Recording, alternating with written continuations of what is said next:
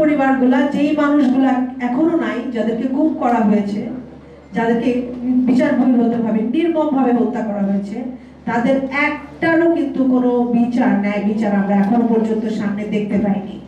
কিন্তু এই পরিবর্তনের পরে আমাদের যেটা হয়েছে, মানসিক অবস্থা, যে আয়নাঘর বা সিক্রেট ডিটেনশন সেলগুলা যখন আমাদের সামনে আসছে, তখন যে আশাটা নিয়ে আমরা বিগত 15 বছর বেঁচেছিলাম যে কোনোদিন হয়তো ভাইকে ফেরত পাবো, সেই আশাটার মধ্যে আসলে ভয়ঙ্কর রকমের একটা অসম্ভব রকম ট্রমা কাজ করছে। এবং প্রত্যেকটা বর্ণনা, প্রত্যেকটা সিক্রেট ডিটেনশন সেলের যেই দেয়াল আমরা দেখতে পাচ্ছি এখন ঢোকার পরে, অন্ধকারে আন্ডারগ্রাউন্ড সেলে, কবরের মতো সেলে, এই সেলে যদি আসলে আমার ভাইয়ের মতো, আমার ভাইদের যারা এখনো আসে নাই, তাদেরকে যদি রাখা হয়, আসলে কয়দিন তারা তাদের পক্ষে জীবিত থাকা সম্ভব হয়েছে।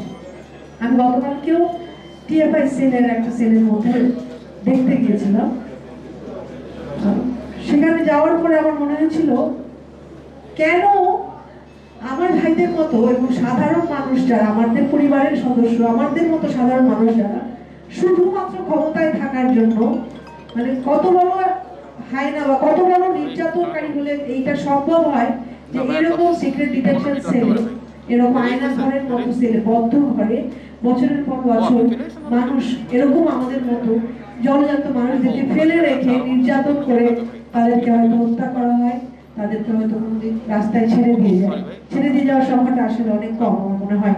আমরা এখনো জানি না কত মানুষকে আমরা হারিয়েছি, কত মানুষের নাম আয়না ঘরের প্রত্যেকটা দেয়ালে খোদাই করে লেখা আছে। এবং তার উপরে সেই আয়নাঘরগুলো 5ই আগস্টের পরে বিভিন্ন ওয়াল ভেঙে ফেলা হয়েছে, রঙের প্রলেপ দিয়ে মুছে ফেলা হচ্ছে অনেকগুলো এভিডেন্স।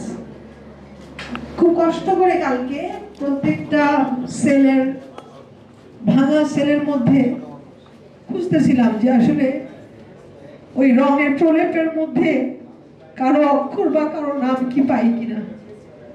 প্রত্যেকটাই আমার ভাই, যাদের জন্য দাঁড়িয়েছি বিগত 15 বছর।